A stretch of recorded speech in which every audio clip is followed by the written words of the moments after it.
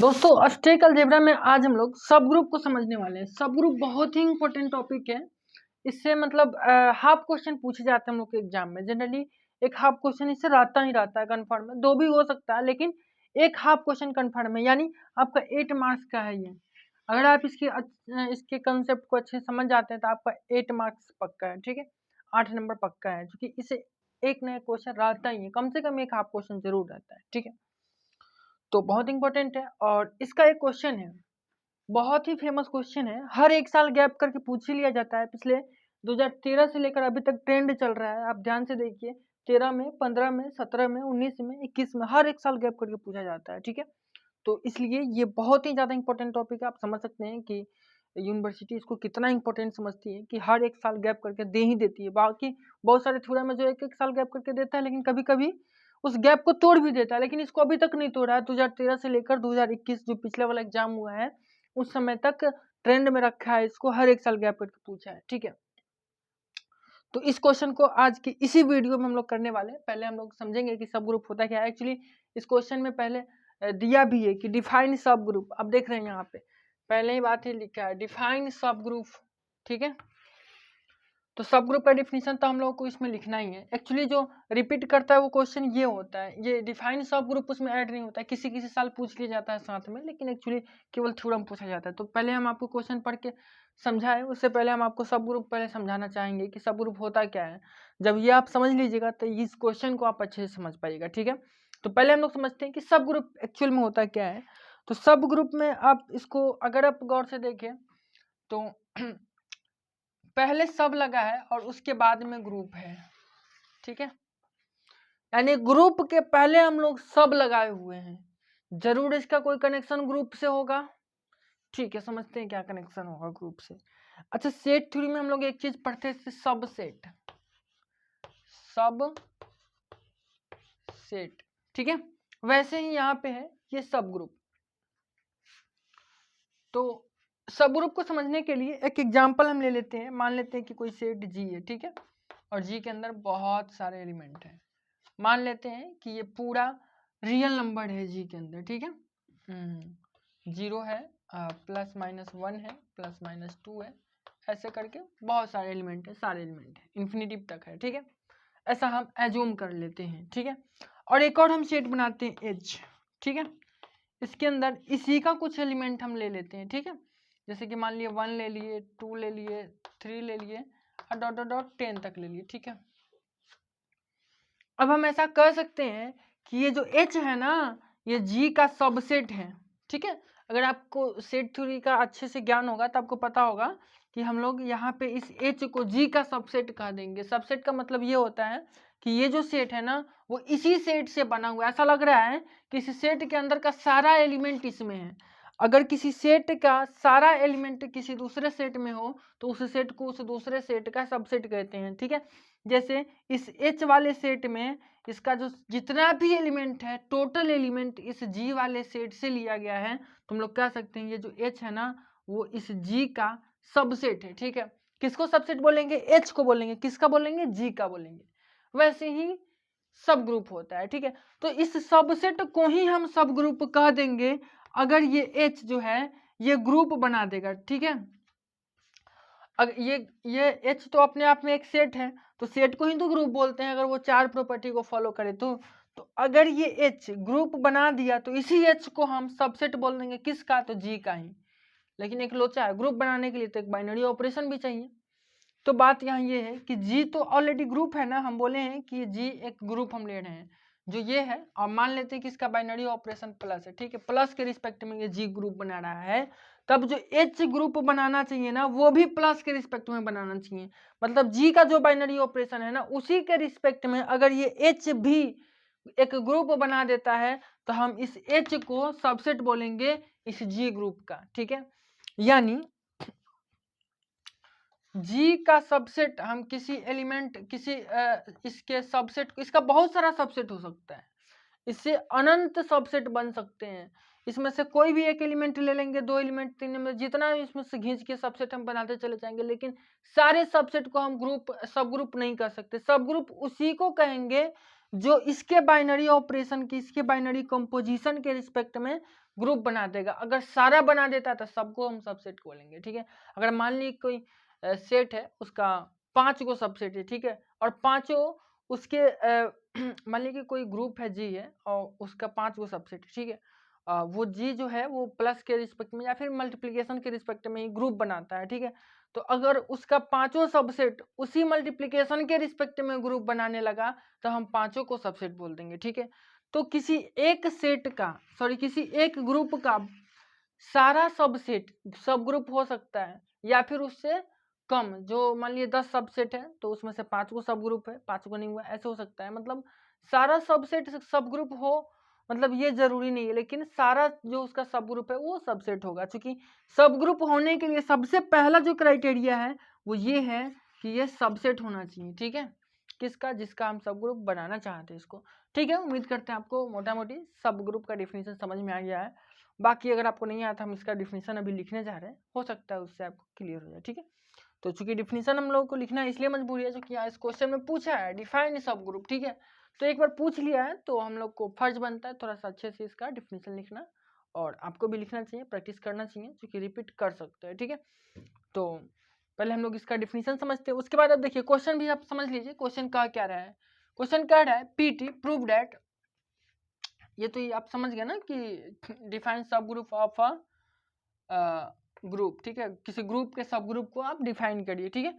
उसके बाद क्वेश्चन में मेन जो क्वेश्चन है वो कह रहा है पीटी, मतलब पीटी का मतलब prove that the necessary and sufficient condition of subset H of a group G to be a subset is that AB belongs to H, then AB inverse belongs to H। इसका मतलब ये हुआ कि आप एक necessary and sufficient condition, मतलब आप proof करिए कि नेसेसरी और सफिशिएंट कंडीशन किसी सबसेट को सब ग्रुप बनने के लिए है कि अगर वो ए बी हो, अगर ए और बी उस सेट एच से बिलोंग करता है और ए इसका बीच में कंपोजिशन है बाइनरी कंपोजिशन, बी इनवर्स अगर बिलोंग कर जाता है एच से तो वो सबसेट हो।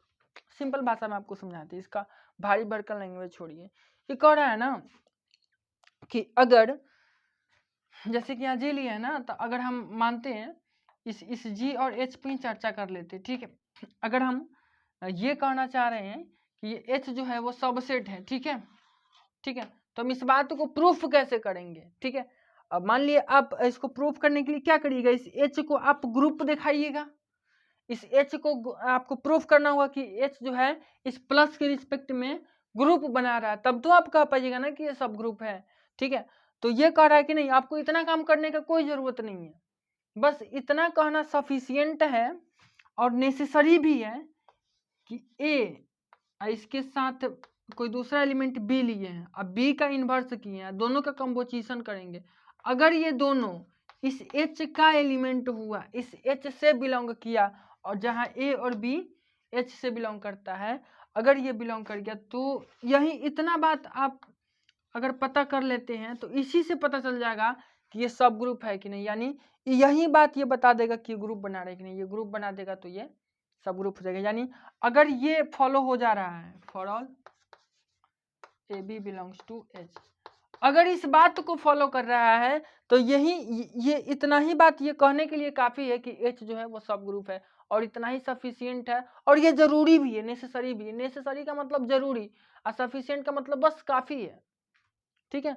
तो बस इतना ये चीज़ आप अगर दिखा पाते हैं तो ये इतना काफ़ी है ये बताने के लिए कि एच सब ग्रुप है, ठीक है। इसी बात को आपको प्रूफ करना है, ठीक है।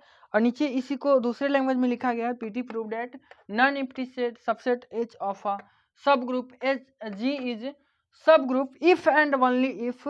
देखिए फिर वही बात लिखा गया, अब यहाँ if and only if word use किया गया। इसका मतलब क्या होता है, इसमें दो बातें रहता है, यही बात रहता है, नेसेसरी एंड सफिशिएंट वाला बात रहता है। इफ का मतलब ये हुआ ना कि अगर ये सब ग्रुप बनाता है तो ए और बी का इनवर्स जो है वो एच से बिलोंग करेगा, और हमेशा ए और बी एच का बात किया जा रहा है कि ए एंड बी हमेशा एच का मेंबर है, ठीक है।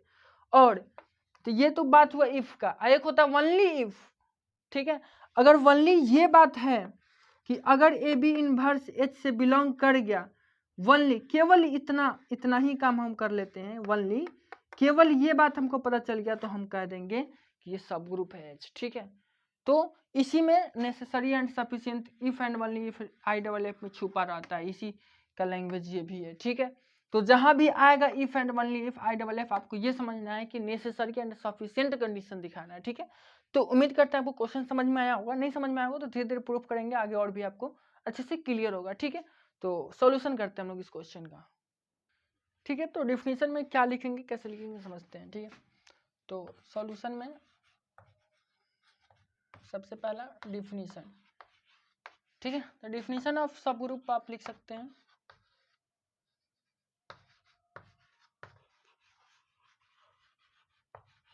ओके, डिफिनीशन ऑफ सब ग्रुप, तो क्या डिफिनीशन होगा। ठीक है, तो ये एक्चुअली क्या है, सबसेट, एक तरह का सबसेट ही है ना, तो हम लिखेंगे अ नॉन एम्प्टी सबसेट। ठीक है, एक नॉन एम्प्टी सबसेट, क्योंकि ये सबसेट ही है। ठीक है, नॉन एम्प्टी सबसेट, एक नाम भी दे देते हैं एच ऑफ अ ग्रुप जी। ठीक है, क्या लिखे हैं, a non empty subset H, एक नॉन एम्प्टी सबसेट है एच ऑफ अ ग्रुप, किसका, जी का। ठीक है, इतना बात लिखे हैं। तो इस जी के नॉन एम्प्टी सबसेट को ही हम लोग सब ग्रुप बोल देते हैं किसी कंडीशन पे। क्या कंडीशन रहता है, इफ, कंडीशन वाला बात लगाते हैं, इफ ये खुद एक ग्रुप हो, तो इफ इटसेल्फ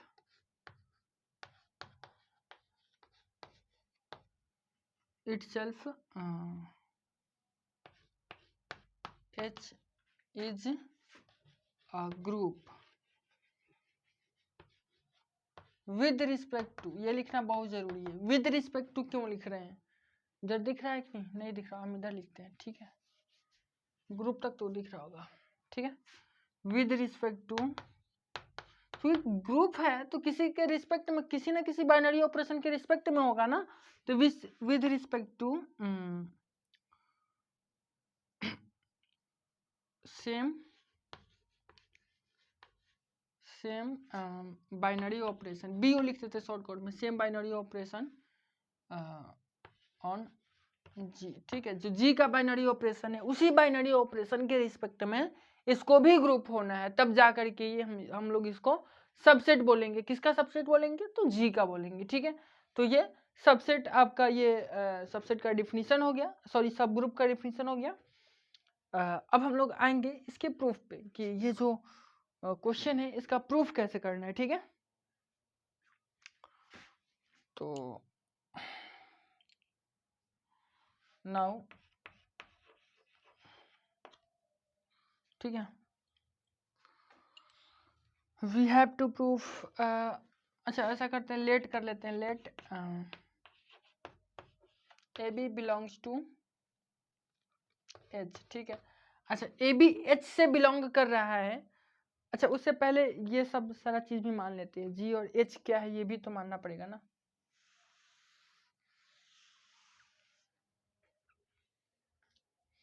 सबसे पहले हम मान लेते हैं, now G is a group such that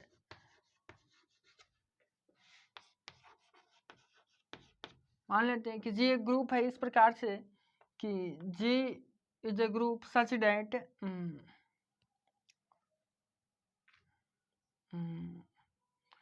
H is a subset of G. ठीक है, हम लोग जी को एक ग्रुप माने और साथ में ये भी माने कि जी का एक सबसेट है, सब ग्रुप नहीं बोल रहे हैं, सबसेट बोल रहे हैं। सब ग्रुप तो प्रूफ करना है हम लोगों को, तो सबसेट सिंपल है, सबसेट एक मान लिए कि एच जो है वो जी का सबसेट है। ठीक है, तो लेट, अब हम लोग फिर एक और चीज मान रहे हैं कि ए बी जो है ना वो एच का मेंबर है। अब ए बी चूंकि एच का मेंबर है और एच है सबसेट जी का, इससे क्या अर्थ निकलता है? इससे अर्थ ये निकलता है कि ए बी जी का भी मेंबर होगा। तो this implies A B belongs to G. ठीक है, ठीक है। तो ये ओवरऑल डाटा हो गया। अब हम लोग को यहाँ पे दो कंडीशन है। अब देखिए क्वेश्चन में एक नेसेसरी पार्ट है कि आप ये दिखा दीजिए ना कि अगर ये अगर ये सबसेट है तो ए बी इनवर्स बिलोंग करना चाहिए, बिलोंग करना जरूरी है एच से। और दूसरा बात है कि अगर ये बिलोंग कर रहा है तो ये सबसेट होगा, सब ग्रुप होगा, सॉरी। ठीक है, तो दो पार्ट है क्वेश्चन का, हम इधर मिटाते हैं और केस 1 और केस 2 लेकर के हम लोग इस दोनों पार्ट को प्रूफ करेंगे। ठीक है, बहुत ही इंटरेस्टिंग क्वेश्चन है और बहुत ही इंपॉर्टेंट भी है, इसलिए आप बने रहिए। ठीक है, तो चलिए केस 1 बनाते हैं। केस 1 में लेते हैं इफ पार्ट। ठीक है, दो पार्ट था ना, इफ और एक एंड, वनली इफ। दो पार्ट है, इफ पार्ट और वनली इफ पार्ट। और इसमें क्या था, नेसेसरी पार्ट और सफिशिएंट पार्ट, दोनों सेम है। तो इफ पार्ट को हम लोग बोलते हैं necessary part. If part bracket में लिख देंगे नेसेसरी पार्ट।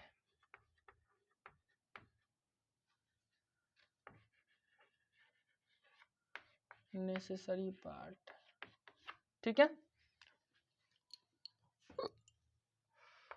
तो इसमें क्या है कि इसमें हम लोग ले लेते हैं, मान लेते हैं कि गिवन दिया हुआ है कि एच इज अ सब ग्रुप, एच इज अ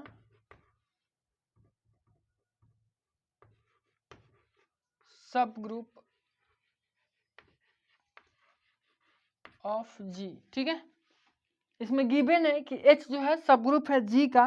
तो देन प्रूफ हम लोग को करना है, टू प्रूव दैट। तो हम लोग को प्रूफ क्या करना है, तो प्रूफ करना है कि ए बी जो इनवर्स है वो बिलोंग करेगा एच से। ये चीज हम लोग को प्रूफ करना है अगर ये दिया हुआ है कि एच जो है वो सब ग्रुप है। ठीक है, और दूसरा जो केस बनाएंगे उसमें गिवन में ये चीज लिखेंगे कि दिया हुआ है ए बी इनवर्स बिलोंग करता है एच से, तब आपको प्रूफ करना है कि एच जो है वो सब ग्रुप है। ठीक है, अच्छा अब इसमें गिवन है कि एच सब ग्रुप है, तो एच सब ग्रुप है इसका मतलब क्या हुआ? इसका मतलब ये हुआ कि एच पहले ग्रुप रहा होगा। ठीक है, और किसके रिस्पेक्ट में रहा होगा? तो जी का जो कंपोजिशन होगा उसी के रिस्पेक्ट में रहा होगा। खैर उसका हम लोग को यहाँ पे यूज नहीं आने वाला है, खैर आप कंसेप्ट के लिए इसको समझ सकते हैं। ठीक है, तो अब हम लोग का जो मेन टारगेट है वो ये दिखा देना है कि ए और बी इनवर्स जो है ना वो एच का मेंबर है। ठीक है, चलिए तो अब हम लोग प्रूफ में आते हैं, कोशिश करते हैं। ठीक है, अच्छा एक बात बताइए, हम लोग ये माने हैं कि ए और बी जो है वो एच का मेंबर है। ठीक है, अब ए एच का मेंबर है और बी भी एच का मेंबर है और एच जो है वो ग्रुप बना रहा है। तो यहाँ पे सबसे पहले हम लोग लिख लेते हैं, चूंकि एच इज अ सब ग्रुप, एच इज अ सब ग्रुप, एच जो है वो सब ग्रुप है, तो इसीलिए H is a group, also group, H जो है वो ग्रुप भी होगा। ठीक है, और जब ये ग्रुप होगा तो इसके अंदर एग्जिस्टेंस ऑफ आइडेंटिटी और एग्जिस्टेंस ऑफ इनवर्स एलिमेंट भी होगा। तो इसके अंदर जितने भी एलिमेंट होंगे सारे का इनवर्स होगा। तो चूंकि बी बिलोंग्स टू एच, ठीक है, तो अगर बी एच से बिलोंग कर रहा है तो क्या बी इनवर्स एच से बिलोंग नहीं करेगा? क्योंकि ये एच जो है वो ग्रुप बना रहा है तो इसके अंदर एग्जिस्टेंस ऑफ इनवर्स एलिमेंट है, इसके अंदर के जितने भी एलिमेंट है सारे का इनवर्स जो है इसी सेट के अंदर होगा। तो इस बी का भी इनवर्स इसी सेट के अंदर होगा कि नहीं? एकदम होगा। आप इसको लिख सकते हैं existence of inverse element, existence of inverse element हम शॉर्टकट में लिख दिए। ठीक है, आई का मतलब इनवर्स एलिमेंट है। ठीक है, ठीक है, तो अब बी इनवर्स बी एच का मेंबर हो गया। तो from closure law, from closure law. Closure law क्या कहता है? क्लोजर लॉ कह रहा है, देखिए, अगर ए जो है वो एच का मेंबर है, for all A belongs to H, and फिर B inverse belongs to H. अब ये दोनों एच का मेंबर है, तो दोनों का कंपोजिशन करेंगे तो भी एच का मेंबर आएगा, क्योंकि ये क्लोजर लॉ को फॉलो कर रहा है। तो that is this implies A B inverse belongs to H, और यही चीज हम लोग को क्या करना था? प्रूव करना था। हो गया। बहुत आसान है ना? बहुत मजा आया ना? पार्ट 2 इतना आसान नहीं है, ठीक है। तो चलिए, उम्मीद करते हैं आपको समझ में आ गया होगा। क्वेश्चन का एक पार्ट प्रूफ हो गया, ये दिखाई दे रहा होगा। क्वेश्चन के हम लोग दूसरे पार्ट पे आते हैं, जिसमें हम लोग को ये प्रूफ करना है कि आपको गिवन है कि ए बी इनवर्स एच से बिलोंग करता है, तो आपको ये प्रूफ करके दिखा देना है कि एच जो है वो सब ग्रुप है, ठीक है। तो चलिए, इधर हम मिटाते हैं और आपको करके दिखाते हैं। तो चलिए केस 2 बनाते हैं, केस 2, ठीक है। तो केस 2 में क्या होगा? Only if part, only if, ठीक है। पार्ट आप लिख लीजिएगा, और बगल में क्या? सफिशिएंट,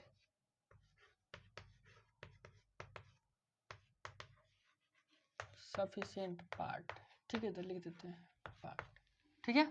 तो इसमें हम लोग को क्या है, इसमें क्या करना है कि गिवन में ले लेना है, given A B inverse belongs to H, और to prove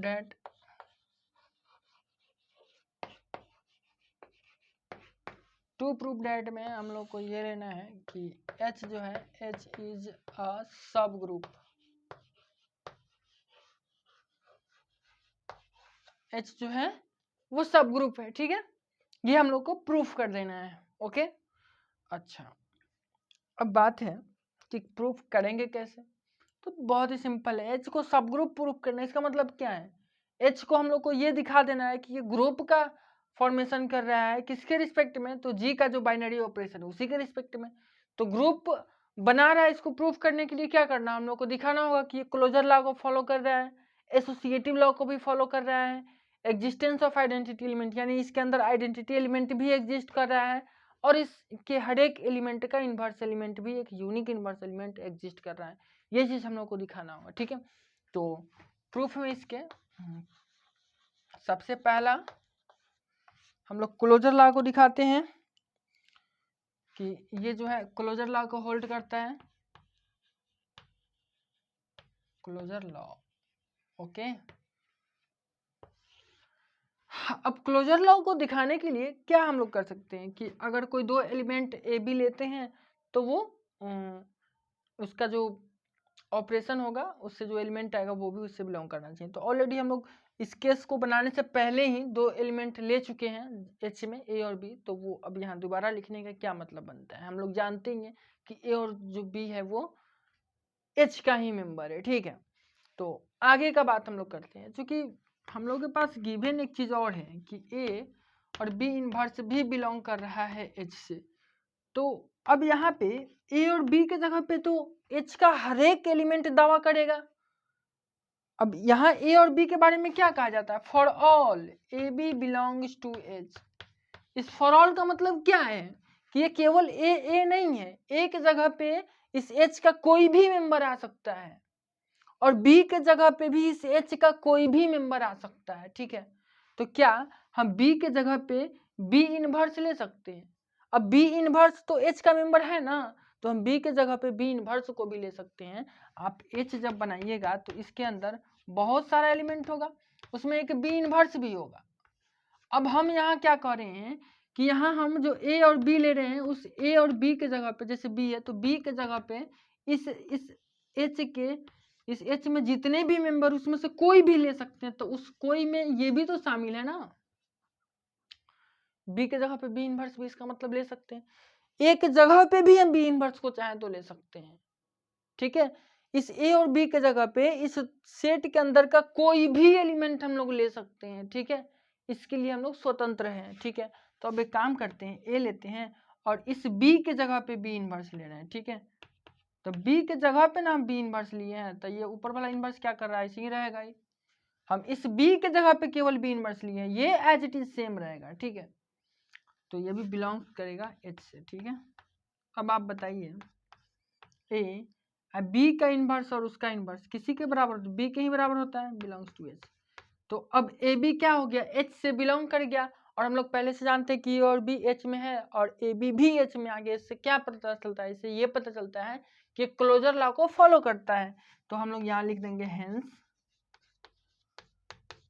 it's follows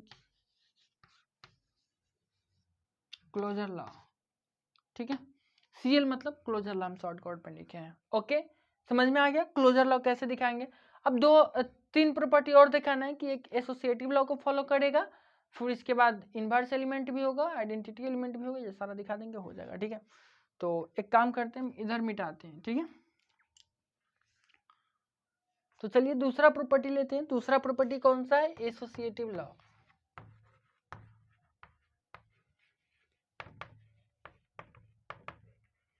associative law इसको कैसे दिखाएंगे, एसोसिएटिव लॉ में क्या दिखाना होता है, आगे देखते हैं क्या दिखाना होता है। इसमें तीन एलिमेंट हम लोग लेते हैं, तो हम लोग मान लेते हैं लेट, ठीक है, A B C belongs to H. अच्छा, ए बी सी अगर एच से बिलोंग करता है, इसका मतलब क्या है कि ये सारा एलिमेंट जी से भी बिलोंग करता है। दैट इज हम यहाँ पे लिख भी सकते हैं कि A B C also belongs to G, ठीक है। तो चलिए, अब चूंकि ये ए बी सी जी में बिलोंग करता है और जी एसोसिएटिव लॉ को फॉलो करता है, कैसे पता है हमको, क्योंकि जी ग्रुप बना रहा है। ग्रुप बना रहा है इसका मतलब ये है कि ये एसोसिएटिव लॉ को फॉलो करता है, तभी तो ये ग्रुप बना होगा। तो जब ये एसोसिएटिव लॉ को फॉलो करता है तो हम लोग ऐसे लिख सकते हैं ना, इसमें A into B C is equal to A B into C, ठीक है। अब ये लिख रहे हैं तो ये यही एलिमेंट तो इसका भी है, तो ये एच के लिए भी फॉलो करेगा। अगर ये जी के लिए सही है तो एच के लिए भी सही हो गया, ठीक है। हम ए बी सी को ऐसे लिख दिए, कहाँ से लिखे हैं, ये जी से, क्योंकि जी में ये चीज सही है, या यही चीज अगर जी में सही है और यही सारा एलिमेंट एच में भी है, एच का भी एलिमेंट सब यही है, ए बी सी कहीं कुछ बदला नहीं है, तो ये इक्वल ही होगा, ठीक है। तो हेंस इसको लिख सकते हैं फ्रॉम, कहाँ से लिखे हैं हम ऐसा, तो from associative law associative law in G, ठीक है। जी में जो एसोसिएटिव लॉ फॉलो हो रहा है वहां से हम लोग इसको लिए हैं, ठीक है। तो अब हम लोग लिख सकते हैं हेंस इट्स फॉलो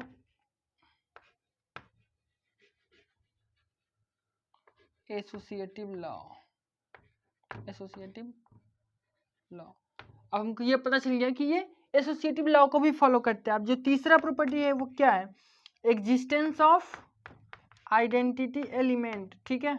शॉर्टकट में लिख रहे हैं एग्जिस्टेंस ऑफ आइडेंटिटी एलिमेंट। तो इसको कैसे दिखाएंगे, एग्जिस्टेंस ऑफ, हम ये कैसे साबित करेंगे कि ये आइडेंटिटी एलिमेंट एग्जिस्ट करता है। तो चूंकि यहाँ पे हम लोग को क्या गिवन है, A B inverse belongs to H, ये चीज है ना। तो अब आप बताइए इस बी की जगह पे हम लोग ए रख सकते हैं क्या, अभी तो आपको चिल्ला चिल्ला करके बताएं कि ए ही क्या, आप इस बी के जगह पे बी इनवर्स भी रख सकते हैं, ए इनवर्स भी रख सकते हैं, ए भी रख सकते हैं, कुछ भी इस कोई भी एलिमेंट रख सकते हैं जो इस एच में हो। तो क्या इस एच में ए नहीं है ना, तो हम बी के जगह पे ए रख देंगे, तो ए और बी के जगह पे जब ए रख देंगे तो ये इनवर्स हो जाएगा बिलोंग्स टू एच। तो यहाँ पे लिख देंगे putting b is equal to A, ठीक है।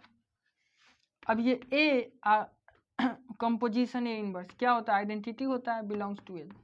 तो आइडेंटिटी एच से बिलोंग कर गया ना, तो यही बात तो हमको दिखाना था कि ये आइडेंटिटी एलिमेंट एग्जिस्ट करता है, तो ये भी दिखा दिया। अब जो चौथा प्रॉपर्टी है कि इनवर्स एलिमेंट एग्जिस्ट करता है कि नहीं, वो अब हम लोग चेक करते हैं, ठीक है।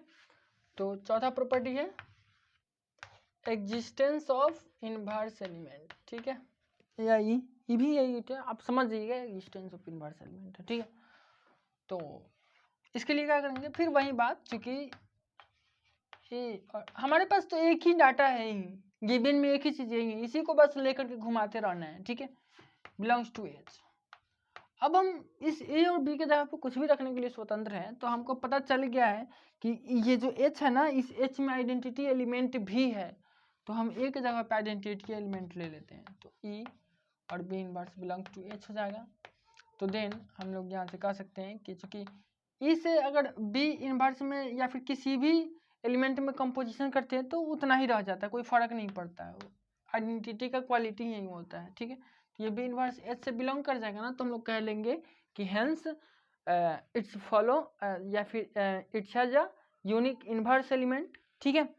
तो अब हम लोग कह सकते हैं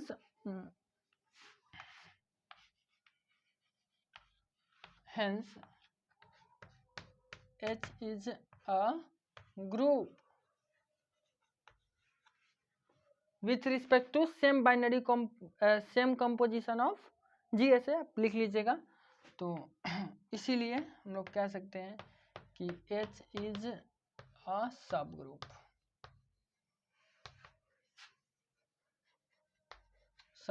of G, और यही चीज हम लोग को क्या करना था, प्रूफ करना था केस 2 में, ठीक है।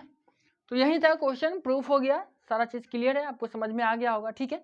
इसको मिटा करके आपको एक कॉन्सेप्ट समझाते हैं, ये सारी चीजों का कंक्लूजन क्या निकला, इस थ्योरम को प्रूफ करने का मतलब क्या है, ये थ्योरम कहता है क्या, थोड़ा सा और हम आपको एक्सप्लेन करके समझाते हैं कि इसका मतलब क्या हुआ, इसका आगे चूंकि बहुत ज्यादा यूज आने वाला है इसलिए, ठीक है।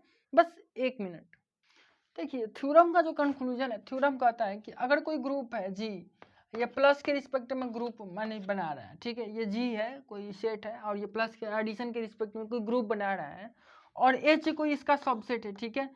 तो अगर हमको चेक करना है कि ये जो एच सबसेट है इसका जो, ये सब ग्रुप है कि नहीं, तो आपको ये 4 प्रॉपर्टी नहीं चेक करना है कि ग्रुप बना रहा है कि नहीं। मानिए हम लोग कैसे चेक करते हैं, चेक करेंगे कि एच जो है इस प्लस के रिस्पेक्ट में अगर ग्रुप बनाएगा तो हम कह लेंगे कि एच जो है वो सब ग्रुप है जी का। तो अब ये थ्योरम कर रहा है कि नहीं, आपको इतना करने का जरूरत नहीं है, आप एक काम करिए ना, इस एच से 2 एलिमेंट चूज करिए, एक ए लीजिए और एक बी लीजिए, ठीक है, ठीक है, और इस बी का इन्वर्स निकालिए, ए को सेम रहने दीजिए और इस बी का इन्वर्स आप निकाल लीजिए, ठीक है, और दोनों का कंपोजिशन करिए ए और बी इन्वर्स। अगर ये एच का ही मेंबर आ गया, एच से बिलोंग कर गया, तो आपको कोई तामझाम करने की जरूरत नहीं है, चारों प्रॉपर्टी आपको चेक करने की जरूरत नहीं है, आप सीधा कह दीजिए कि हाँ एच इस जी का ग्रुप है। मतलब अगर ये चीज फॉलो हो गया, इसी में सारा चीज इंक्लूड है, इसी में वो चारों प्रॉपर्टी इंक्लूड है, इतना ये बताने के लिए काफी है कि ये 4 प्रॉपर्टी को फॉलो कर रहा है, closure law, associative law, existence of identity element, existence of inverse element, चारों फॉलो कर रहा है। ये केवल ये एक लाइन का यही बात बता देता है, ठीक है, कुछ भी करने का जरूरी नहीं। तो बहुत अच्छा चीज है भाई, एक लाइन में हो जाएगा, बहुत जगह हम लोग को यूज आने वाला है आगे चलकर, जब आप क्वेश्चन वगैरह करिएगा, चाहे आगे बहुत सारे थ्योरम में इसका यूज आता है, ठीक है। तो इसको आप याद रखिएगा कि अगर किसी भी आपको सबसेट को सब ग्रुप दिखाना है तो आप उससे 2 एलिमेंट चूज करेंगे, पहले वाले को से वैसे ही रखेंगे जैसे वो रहेगा, दूसरे वाले का इन्वर्स निकालेंगे और दोनों का कंपोजिशन करेंगे, और कंपोजिशन करने के बाद जो भी एलिमेंट आएगा, जो भी नंबर आएगा, वो अगर उस सेट का मेंबर हुआ तो वो सब ग्रुप होगा, ठीक है। तो यही इस थ्योरम का जो है वो कंक्लूजन है। तो उम्मीद करते हैं आपको बहुत अच्छे से समझ में आया होगा, मिलेंगे हम लोग नेक्स्ट वीडियो में।